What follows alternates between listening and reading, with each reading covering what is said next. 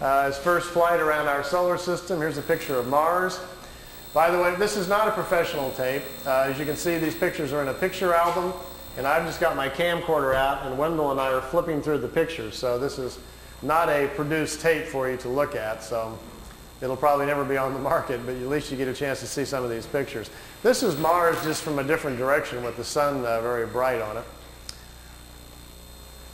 Now, here is Mars, but here's one of these satellites. It's in orbit around Mars, made on Earth, unannounced, and is in orbit. This is the spring of 1976, and this device is in orbit around Mars.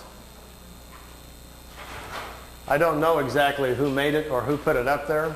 Here's another one. This is Mars again, and here's the light panels, solar panels, and the satellite equipment in orbit around Mars again. This is a different one.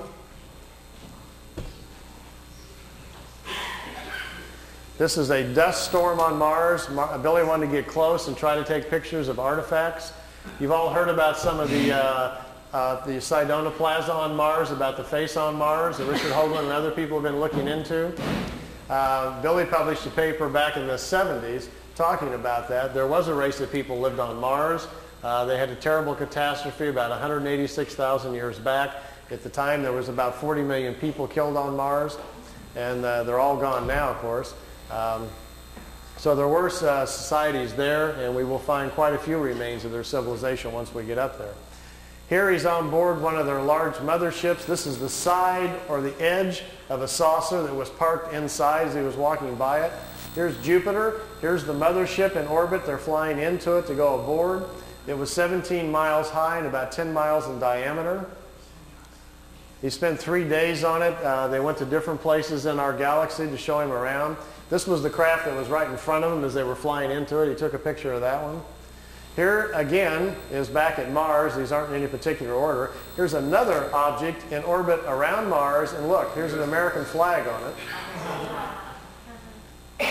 So there's a couple of things that they put up there that the military's put up that we don't know about. This is a picture of Billy in a suit. He's on a prehistoric planet to see the dinosaurs. He's got a breathing apparatus on. This is a Pleiadian man, and they've stepped outside of the ship so he can see the animal life on this prehistoric world. Got his picture taken too. It's pretty good. This jumps back here to, remember the Apollo-Soyuz hookup, us and the Russians back in '76? Billy asked him if he could go up and watch it. They said okay. They took him up. There's several pictures here of the Apollo-Soyuz hooking up with Earth in the background. Some of the wildest pictures he's got. I mean, just look at the vantage point. The planet's in the background. How else would you get this picture unless you were up there at that particular vantage point? Not a lot of people have that in their photo albums, you know. You can imagine the people at NASA would crack up, you know. They'd probably find it a little hard to believe at first, but they don't have pictures like this. Here it is where it's just hooked up. There's Earth in the background, and here's the two capsules coming together. This is the top of the mothership. There's windows, but there was nobody in the windows as they came into it. We really missed out here. Billy shot, he said, 3 or 4 rolls of film inside the mothership, talking to people and going up and down the halls and so forth. He lost all of the pictures. They were all stolen from him. We've only got 2 or 3 of them left, and they're really practically nothing. This is a prehistoric Earth. They're back in time. That's Earth in the background. That's a moon in front of Earth, and he's looking over the surface of another moon. At that point, they told him there were 2 moons in orbit around planet Earth. We think we're about 60 million years back. Here's another picture over the surface. Neither one of those moons is currently the moon that's in orbit now. The moon that's in our orbit now, they say, has only been there around 5 million years. Look at this one. This is another piece of equipment in orbit around Mars, and it's huge. It's like a space station. And it's in orbit around the planet. It's also from Earth. We haven't heard anything about that, have we? Here's the dinosaur pictures. Billy's back inside the ship, and there's a viewing screen in the craft, and he says he's taking these pictures. Here's our first dino. He's got kind of gold-brown skin, got large hind legs, short forelegs, and a head that looks kind of amphibian,